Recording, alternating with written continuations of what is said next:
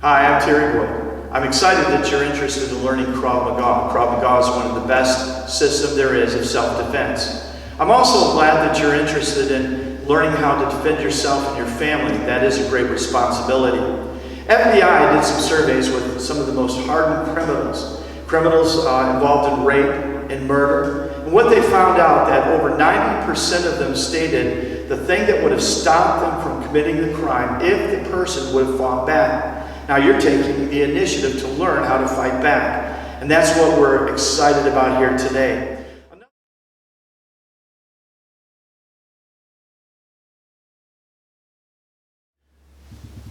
Whenever you're in a situation where you need to defend yourself, you need a firm foundation.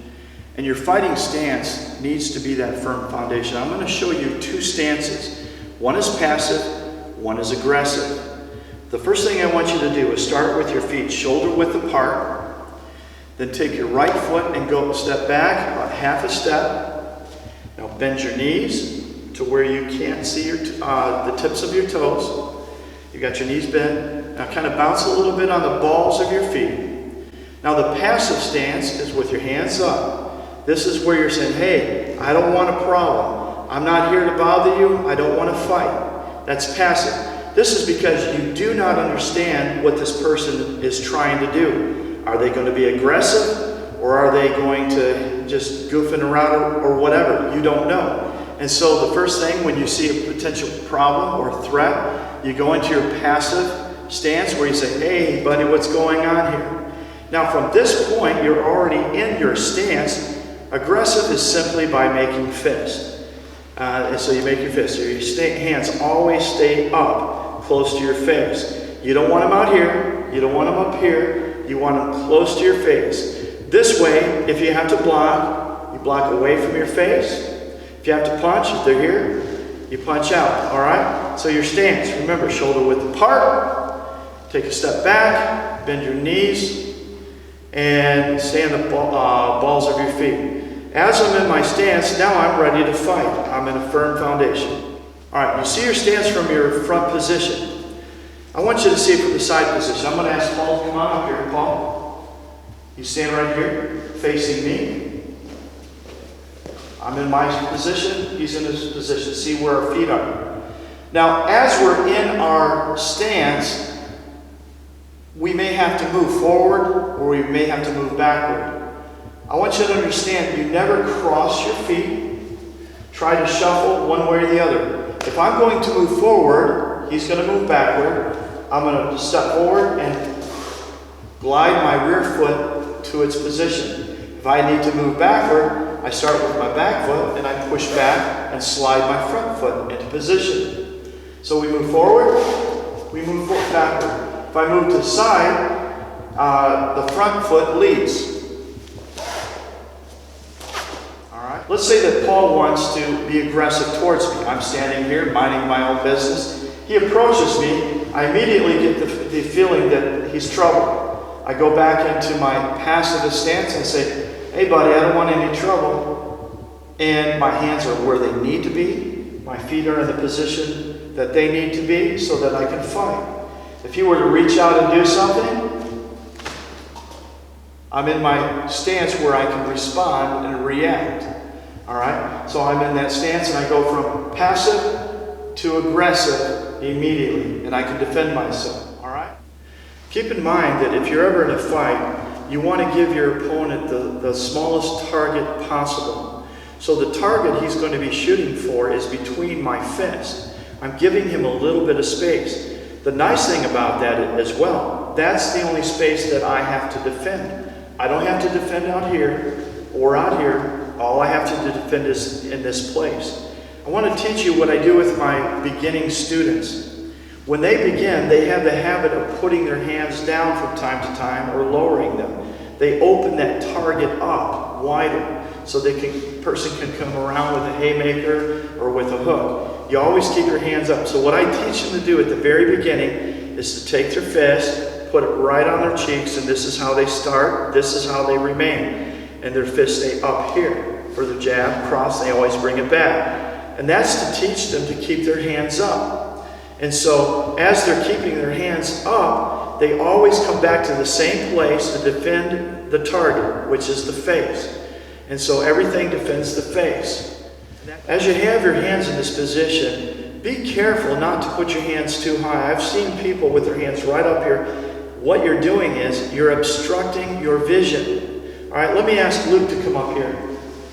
As Luke and I are facing each other off, my hands are up here. And as he strikes, I have some blind spots that I can't see. I need to keep my hands out a little bit and away from my vision so I can see. So as he strikes, I have the ability to defend.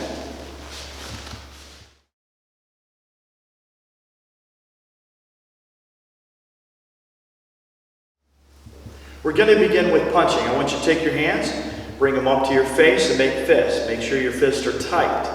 All right? As you're here, remember, everything's going to be on a 45. As we punch, I want you to reach out with your front hand, with your lead hand. This is called a jab. You're jabbing and you're punching. Notice that my fist is on a 45. I don't want it horizontal. In case I hit the nose, I can hurt my wrist. I want it on a 45 degree. So I'm going to punch. All right? The lead hand is called a jab. The backhand here is called a cross. So I'm going to go jab, cross, jab, cross. All right? Remember, hands are on a 45. Jab, cross. Now let me do it from the side. I'm in my stance. Hands are up here. You guys turn sideways. Hands are up here. Make your fist. Jab, cross. Jab, cross. Jab, cross.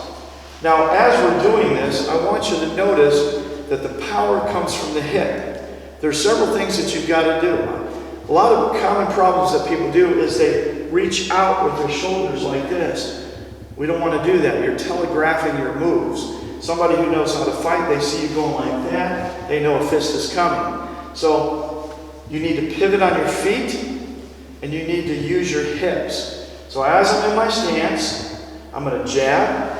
Notice my foot is pivoted, so it's giving me that room, and my hips are pulling as well.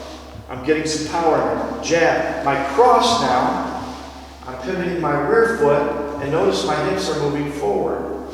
So it's jab, cross, jab, cross. Not only do you have the fist, but you also have your palms to use. You try to keep your fingers close together. You strike with the palms of your hand. All right? And as you strike, most often it's an upper thrust. You hit against the face, the nose, break the nose, off to the side. And so, keeping your fingers tight, the same principle with your pivoting and using the palms of your hand. Another strike is what we call the hammer fist. You make a fist, and the hammer fist is basically a downward motion like a hammer. You do the same motion with your feet, you're pivoting, you're coming down on something. As I'm working with Joe here, he and I are in a confrontation. I might come down on the face, on the nose, or I break the nose. I may come down on the collarbone and break it. I may come across the side of the neck like that. Or if I soften him up a little bit and he goes down, I may come down on the base of the neck. But you're using the meaty part of your hand as a hammer as you come down on something. If you're in a bad situation where your attacker is on top, your hammer fist comes handy when you can strike up at the face.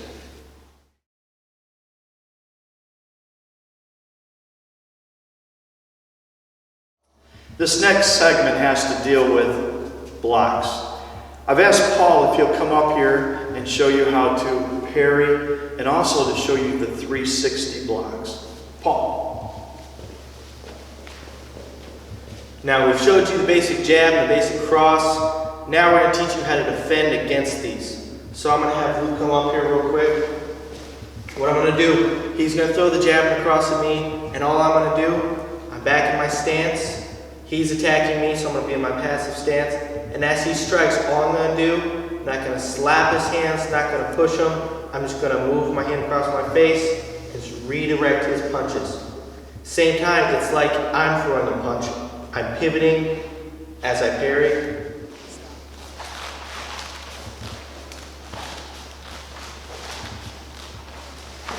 So your opponent, they come and they throw that jab and that cross.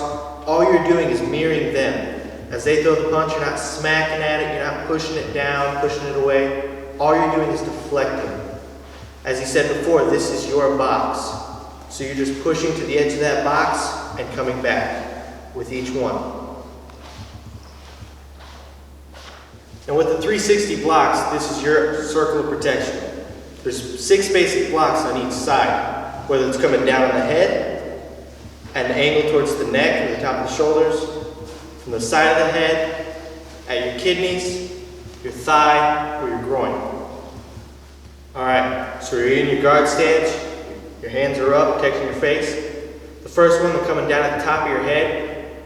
Your arm's going to go parallel to the floor and the ceiling, your wrist is out, and you want to duck your head in. The reason you're ducking your head in, you may block the wrist, but say they have a knife or a hammer or a weapon in their hand, you may block the wrist, but that knife will still come down and stab your head.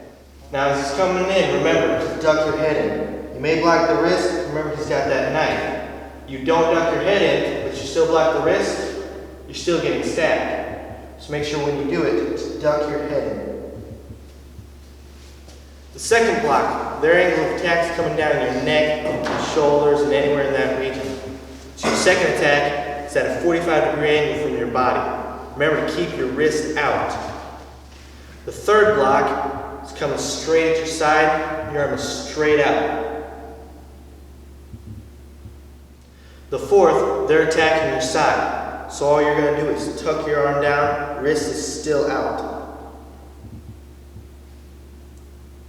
Fifth one, they're coming in at your thigh. So you're blocking down again at a 45-degree angle, this time going down. The sixth attack, they're coming up at your groin, so you want to make sure your block is below your groin level.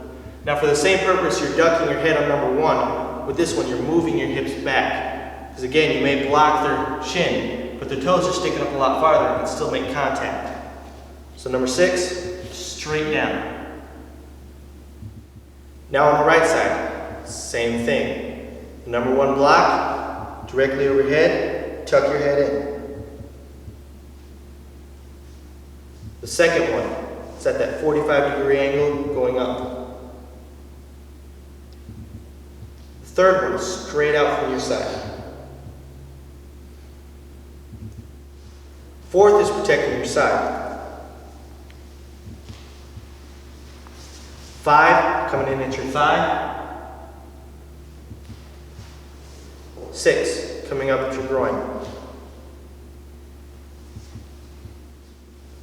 On the number 6 block, it's the same either side. So if need be, you can use both arms. Now let me demonstrate these blocks in action. Starting on the left side first, going from the top to the bottom.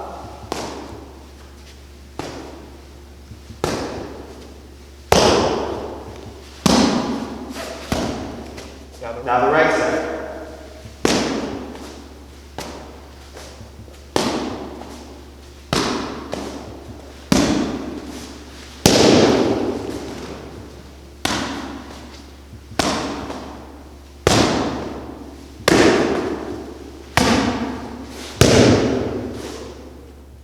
Now if you notice, even with the 360-degree blocks, I'm still pivoting my feet with each block, just as if it were a strike.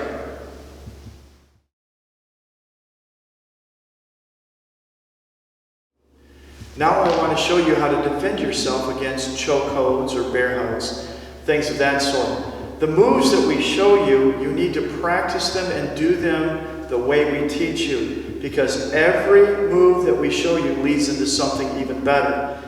Nick's going to do a 2-hand chokehold on him. Go ahead. Now, what I'm going to do is I'm going to take one hand, it doesn't matter which side, but I'm taking this hand here, and I'm going to cup it, I'm going to grab his wrist, my elbow is up in the air here, and now I'm going to press down hard like this. I have control of him, he does not have control of me. The next thing is very critical. Take your opposite hand outside of the arm and shoot it straight up in the air. Now, my goal is to take my shoulder and to try to touch the back of my ear. I can't do that because his hand's here. But what I'm doing is I'm trapping his hand and putting pressure on his hand.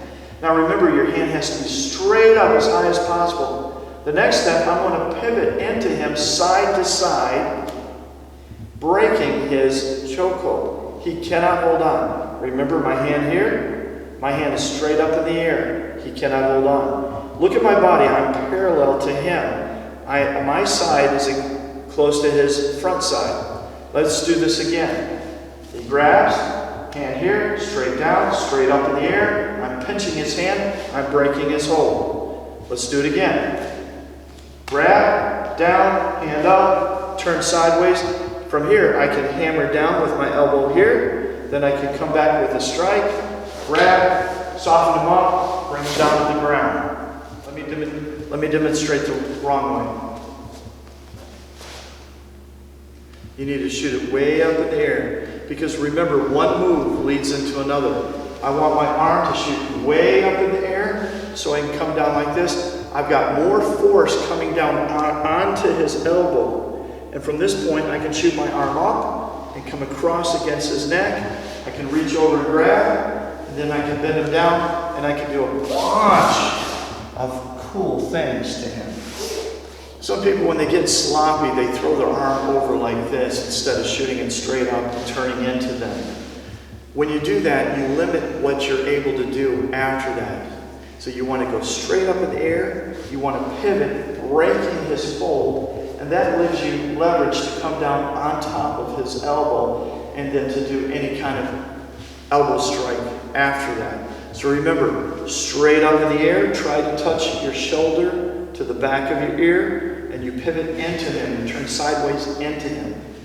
I want to ask Nick to come up here and help me demonstrate from the rear. Now, when they come at you with both hands from the rear, most often they're going to drive you into a wall or something to that effect. But the principles are all the same. Nick, would you come up here, grab the back of my neck, as if he were going to drive me. Remember, hands straight up in the air, and I turn into him. Let me do that again, this way. Hands straight up in the air, and I turn into him. He cannot hold on to that. Your hand is way up in the air. He has nothing to hang on to whatsoever. You've turned your body into him, and now he becomes the victim. You're a wall. You stand back. Come behind me. He's a wall, okay? Put your back to him. Yeah, there we go. I'm back to the wall. He's choking me. He's close up. I can't go anywhere. Bend your elbows a little bit. Now, if he's been like this, he's intent on killing me. He's got a good grip. How do I push him away? I can't do this move here and be effective. 2 fingers. Push away. Arm up. Bam. Go ahead. Okay? Same principle, even if it's one-hand chokehold, one-handed here. I'm going to go this way against him. I'm not going to go this way, obviously. But whichever side he's got his hand on me, usually if he's got there, he's going to be hitting me there. So with his other hand, it's the same principle, just turn the hand. Many abductions take place in parking lots of grocery stores such as Walmart, Myers, Kmart, places like that. One of the ways they do it, they grab your arms or grab your wrist. A lot of people, they do not know how to get out of that. We want to show you some of the simple moves of getting out of wrist grabs. Now, the purpose of wrist grabs, the attacker's goal is to move you, get you somewhere else where he can do something. Now, there are several different wrist grabs. First, he's going to grab my wrist from the front, just straight on. Now, I want you to notice the weakest point of his grip is between the thumb and his fingers. Now, something you need to remember with every wrist grab, it's the same. You need to bring your elbow to his wrist.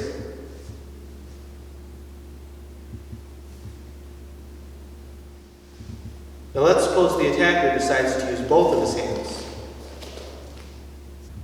Now with both hands, there is no gap between his thumb and his fingers. So here the weakest point is against both of his thumbs here. Now with both hands, his grip is stronger. So what I may need to do is make a fist, reach through and grab my fist for a little more leverage. And the same thing, I'm going to step in and bring my elbow to his wrists.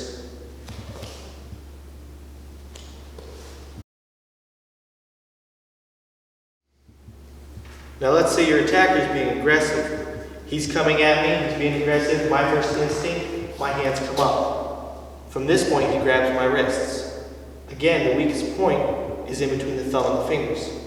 So I'm going to step in and I'm going to bring my hands to my side.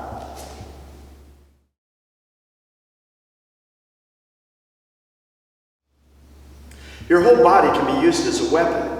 Now we also have our legs, which we could use to create distance and also to soften up the opponent. So I want to show you two different basic front kicks. Let's get in our fighting stance here. Right leg back, left leg forward. And remember, you're on the balls of your feet. So right now I have equal pressure on each leg. But I want to do a foot jab with my front leg. My front leg is closest to my opponent. So what I'm going to do is shift my weight back to my rear leg, pick my leg up, and do an instep kick. Now, the instep kick is where I'm straightening out my foot and I'm kicking with the instep of my leg. I don't want to kick with my toes. I can break my foot. I'm kicking where the joint comes together. And my target with the instep kick is at the groin of my opponent. So as I kick, I'm going to come up into his groin and I'm going to try to shoot up to his chin. The reason for this is to double him over or soften him up. I want him to think twice about attacking me.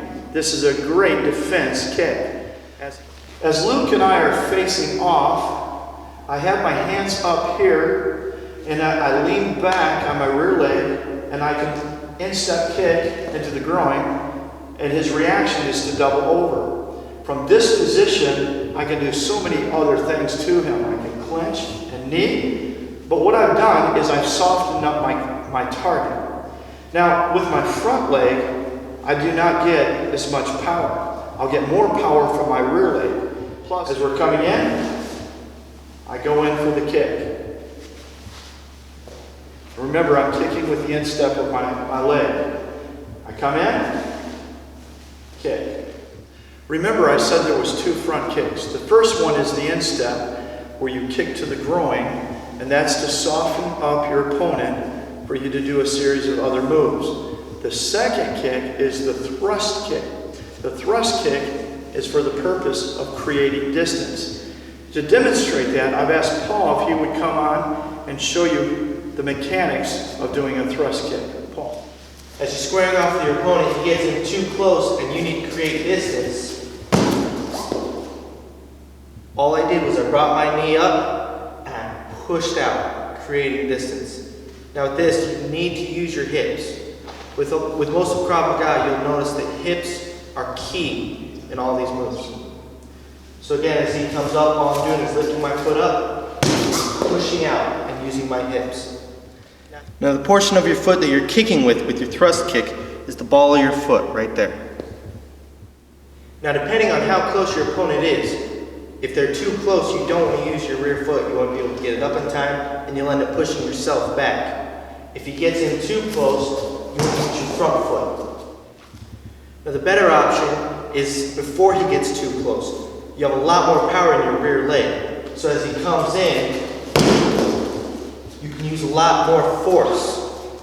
Now we want to move into the area of scenarios. What would you do if somebody came up behind you and grabbed you, say like in a bear hug? There's two different ways they would grab you. They would grab you with your arms pinned to your side, or maybe they would come in for a quick grab and your arms are out and they got your waist and they were trying to pull you back, say into a van or another vehicle to do some bad damage to you. Well, we want to show you exactly what to do. So I've got three guys here. What I'm going to do is I'm going to take, this guy is the bad guy. This is Nick. Come here, Paul. Nick is going to come behind Paul. You going to stand this way? you're going to come behind Paul, and he's going to grab Paul with the arms. Now, what Paul has to do is he has to react and respond immediately. So you have to condition yourself to respond immediately when somebody attacks. Go ahead and attack. Okay? The first thing that Paul did is when Nick came behind him, go ahead and grab me, is he grabbed him with his arms pinned, he dropped his weight, we call it space and base. He dropped his weight to lower the center of gravity. One foot goes out, the other foot goes forward, and so now I have a firm foundation. All right, let's do that again. Come behind me, space and base. Now the next thing I'm going to do is I'm going to try to shift my hips over and strike him in the groin. I'm going to keep shifting back and forth. I might hit, I might miss, but I'm trying to throw him off. And then the next move I'm going to do is a Superman. All right, let's try it again. He grabs, space, base, smack, smack, smack. Now the Superman is when I reach and push my elbow back and my arm forward. Look at the grip that he has around me. Come here, grab me. The grip he has around me.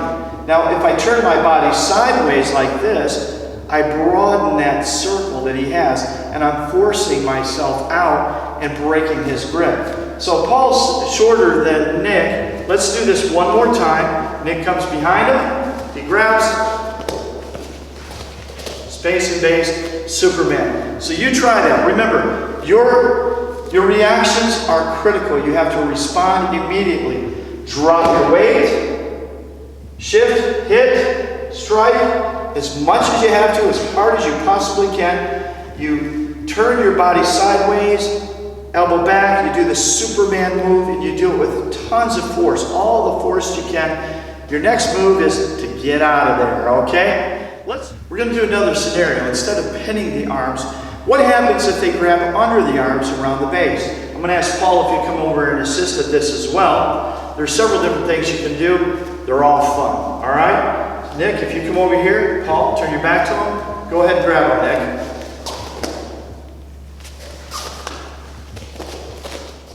As he comes from behind and grabs me around the waist, I have several options.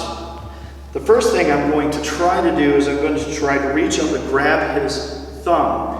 I've got my hands in an L form. I'm going to take my thumb and grab his thumb and push it up and peel it back. If that doesn't work, then I'm going for his pinky.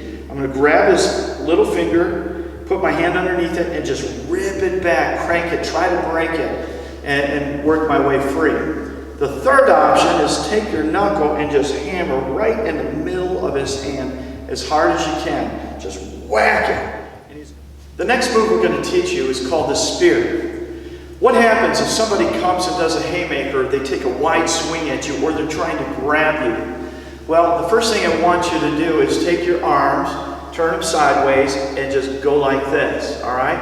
I want your arms on a 45-degree angle. Now watch what happens when I do this. Nick, as he comes at me, you see what I've done? I stopped him dead in his tracks. He comes at me again. Now as I'm doing this, I've got my arm sideways, bone to his bone, and I'm also striking by the side of his neck. I'm stopping him at the elbow and the forearm so that he can't swing around and hit me. I'm stopping him in both places. So as he comes at me,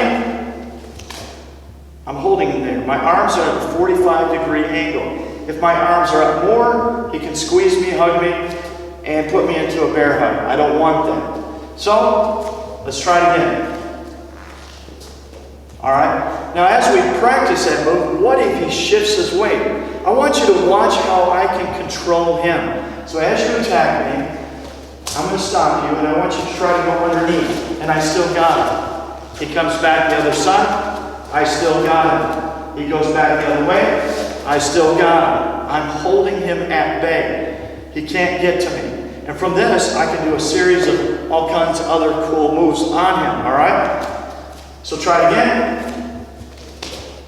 Now, if this guy's really aggressive, he's going to come after me. Let's say he's bigger than me.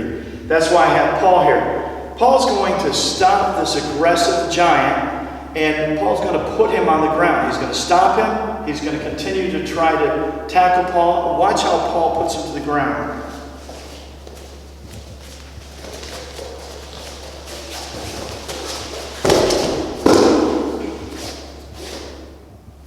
As Nick attacked him, he stopped him, and at the same time you're striking the side of his neck. And when Nick went down, Paul took his head and just drove it straight down to his feet.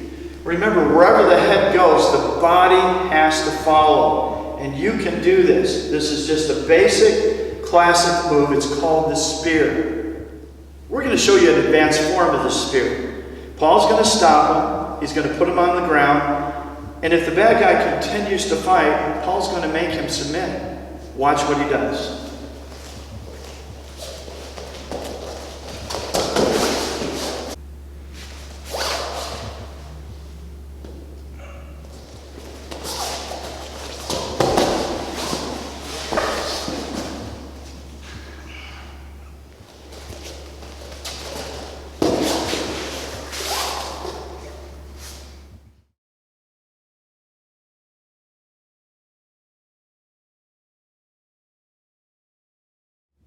The next move I want to show you is how to stop a fight in 3 seconds. Somebody's going to come up to me, they're going to try to shove me, and I'm going to stop them immediately. As my opponent is being aggressive against me, I'm already in a passive stance. My hands are up. Hey buddy, I don't want to fight. He comes in for a grab. I pop his hands down with a lot of force. I step in with my elbow and strike the face, and I come back again. The elbow has a lot of force to it. Again. Some of the ladies have asked, well, what do I do if they grab me by the hair? Well, the first thing you do, as they grab you by the hair, you trap their hand and put pressure on their hand, pushing it towards your head so not to hurt yourself. The second thing you do, you turn into them, and as you turn into their body, you push into their body, and then you start striking them. Knee strikes, punching them, and whatever you have to do. Believe.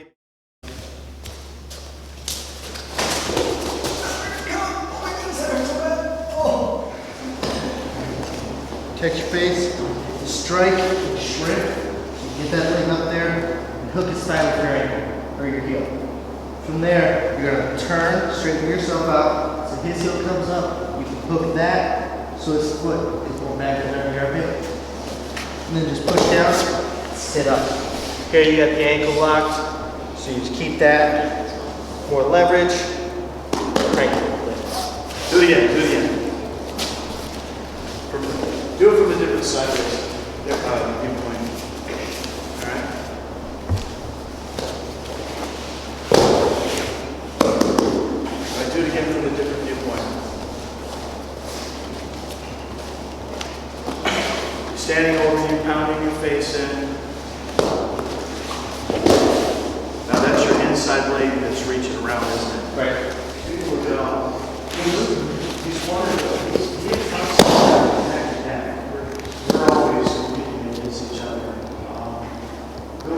He's got my hands apart.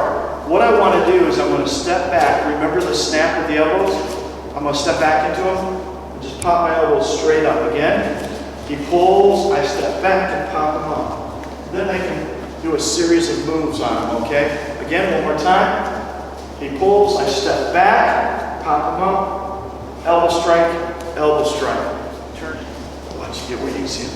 Trap the hands, elbow, knee, here, grab his tricep. This is on the 4-point hold. Take your other hand, grab his wrist, your hand, grab your wrist, and then, depending on if you want to hurt the guy back, communicate. Down here, on the ground. And if he doesn't comply, I'll tell you. Okay. One more time.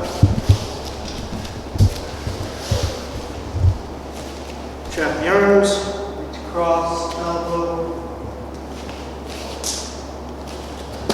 Do it again from the side view. Do it again from the side view.